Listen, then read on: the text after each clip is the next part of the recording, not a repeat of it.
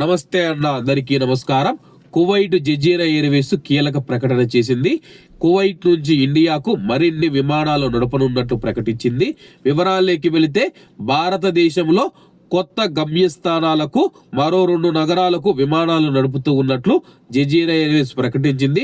ప్రస్తుతం కువైట్ నుంచి ఇండియాకు సౌదీ అరేబియా ద్వారా మనం చూసుకుంటే గానీ 16 నగరాలకు విమానాలు నడుపుతూ ఉన్నట్లు జజీరా ఎయిర్వేస్ ప్రకటించింది.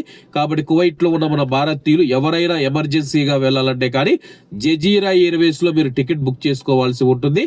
అంతకంటే ముందు మీరు కువైట్ ఇండియన్ ఎంబసీ నుంచి పర్మిషన్ పొందాల్సి ఉంటుందన్నమాట, అనుమతి పొందాల్సి ఉంటుంది. కాబట్టి ఒక విషయాన్ని గుర్తుపెట్టుకొని మీరు ఇండియన్ ఎంబసీ నుంచి పర్మిషన్ పొంది టికెట్ బుక్ చేసుకొని మీరు ప్రయాణించాల్సి ఉంటుంది. ఇండియన్ ఎంబసీ నుంచి మీరు పర్మిషన్ పొందితే కానీ సౌదీ అరేబియాకు సంబంధించిన ట్రాన్సిట్ వీసా ఏదైతే ఉందో సులభతరంగా పొందవచ్చు. అలాగే ప్రస్తుతం సౌదీ అరేబియాలోని ఆల్ ఖైసూమా మరియు దబాబ్ ఎయిర్పోర్ట్ లో కూడా భారతదేశానికి విమానాలు నడుపుతూ ఉన్నట్టు జజీరా ఎయిర్వేస్ ప్రకటించింది.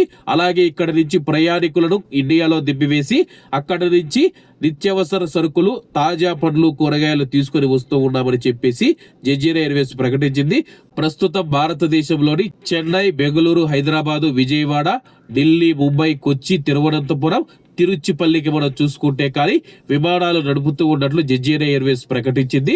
ప్రస్తుతం టికెట్ల ధరలు కూడా మనం చూసుకుంటే మన ఇండియన్ రూపీస్ లో చూసుకుంటే కానీ 1,00,000 వరకు ఉన్నాయని చెప్పేసి, అలాగే కువైట్ డబ్బులో మనం చూసుకుంటే కానీ 250 నుంచి 300 దినార్ల వరకు టికెట్ ఉందని చెప్పేసి ట్రావెల్ ఏజెన్సీలు తెలుపుతూ ఉన్నాయి.